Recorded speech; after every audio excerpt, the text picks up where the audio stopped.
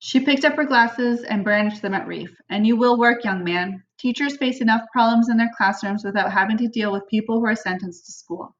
Miss Rita Hamilton, principal of Buena Vista, has agreed to report directly to me every 2 weeks on your performance. And I'll be expected to hear positive news. If I don't, you'll find yourself standing in front of me again. There was now a buzz in the courtroom, and the judge bristled. If I have to clear this courtroom to be heard, I'll do it, she snapped. The room fell silent again.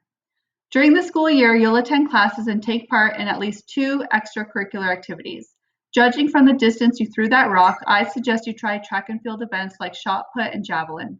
There was sudden laughter from the back of the room, and the judge shot a stern look at the people who had produced it. Returning her attention to Reef, she resumed. Beginning this summer and continuing through this school year, you will volunteer your help at one of the city's rehabilitation centers on 2 weekday afternoons or evenings and every other Saturday.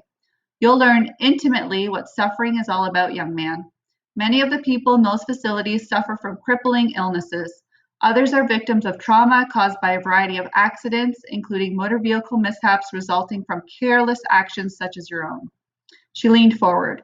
When Mr. Colville feels you are ready, you will conduct a series of presentations to high school classes and youth groups telling about your experiences and the insight you've gained as a result of them. And believe me, young man, you will gain insight. You will feel remorse. I'm going to make certain of that. Reef blinked at her. Extracurricular activities, volunteering at rehabs, youth groups? Was this woman crazy?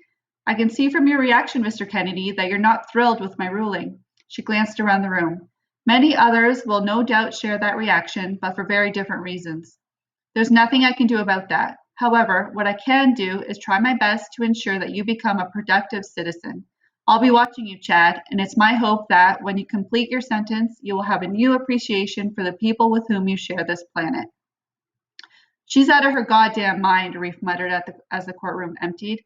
Shut up, Elliot hissed. He told Reef to remain seated, and the two were now alone except for the handful of people the court security officer was still ushering out. That, however, wouldn't last long. They still had to run the gauntlet of reporters out on the steps outside. You don't know how lucky you are. That line again. Fuck off, Reef snarled as he got to his feet. Elliot glanced around as he stood up, saw no one within earshot, and spoke through clenched teeth. Now you listen to me, asshole. I have clients who give a shit, so the last thing I need is to waste more time with the likes of you. But I want you to understand one thing. Judge Thomas could have crucified you. Instead, she gave you a second chance. Don't screw it up. Chance to do what? Improve my public speaking? Give me a break. Reef turned away savagely, kicked a nearby chair so it flipped over backwards and crashed to the floor. Elliot's voice was low, but that didn't mask the venom in his response. You don't get it, do you? You've just been given a break. You get to walk out of here and make a difference in your life. That is, if you have the guts to do it. Reef whirled to face him. What do you know about guts? I could kick your ass from here to Sunday. It was out of Reef's mouth before he realized where that line had come from. His grandfather. The lawyer shook his head. That's the problem with you, Reef, he said as he reached down and pulled the chair upright. Courage and kicking ass aren't the same thing. Maybe that's something you'll learn in the next 12 months. If not, he sighed, I expect I'll see you here again. He opened his briefcase, slid his files inside, and took a deep breath. Now comes the hard part. Mr. Elliot, what's your response to the judge's ruling? The throng of people around Reef and his lawyer was overwhelming, and questions came quickly. Of course we're pleased, replied Elliot as he and Reef made their way down the courthouse steps. As instructed, Reef said nothing. He kept his hands inside his jacket pocket so the reporters couldn't see his fists. Clenching, loosening, clenching again.